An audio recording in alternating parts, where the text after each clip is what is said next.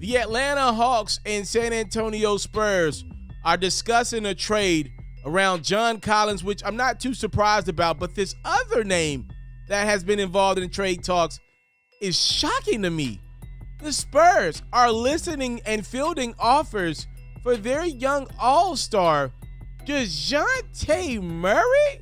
Dejounte averaged 21, 9, and 8 last year for San Antonio, and the Atlanta Hawks are trying their best to get him away from Texas and bring him to Georgia to pair him up with Trae Young in the backcourt.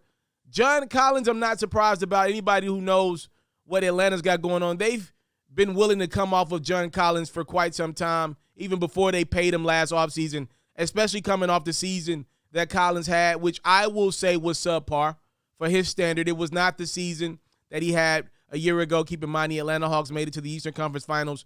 Collins had played really well a season ago, had some highlight plays even in the postseason. The Hawks, though, they didn't get enough from John Collins last year, and they're now in the spot where they're like, yo, John Collins and Trae Young doesn't seem to be what's going to get us to our final destination. They're trying different stuff.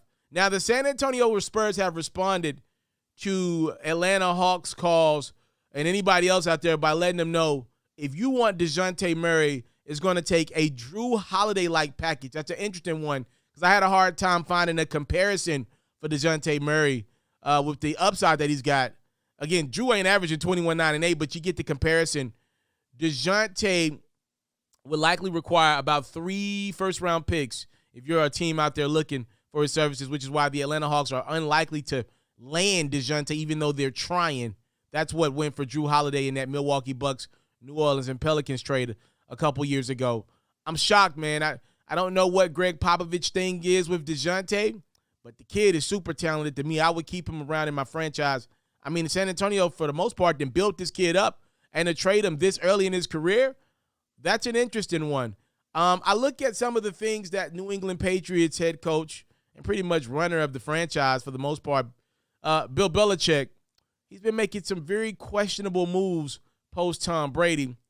And the same thing can apply to Pop and Tim Duncan. They had these icons in Duncan and Brady for so long that pretty much allowed them room for error and allowed them opportunities to, make home run trades, bring in guys that a lot of people wouldn't have given a chance to.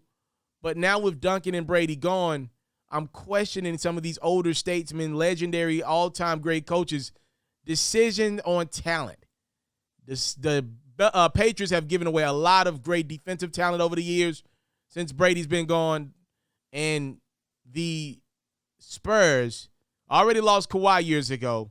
You could chalk that up to bad training, bad doctors in the organization, whatever. But just giving up on Dejounte Murray right now leaves me dumbfounded. Apparently, the Spurs are open to trading Dejounte Murray. Atlanta Hawks tried to get him for John Collins. So far, that's a no-go. We shall see what happens going forward.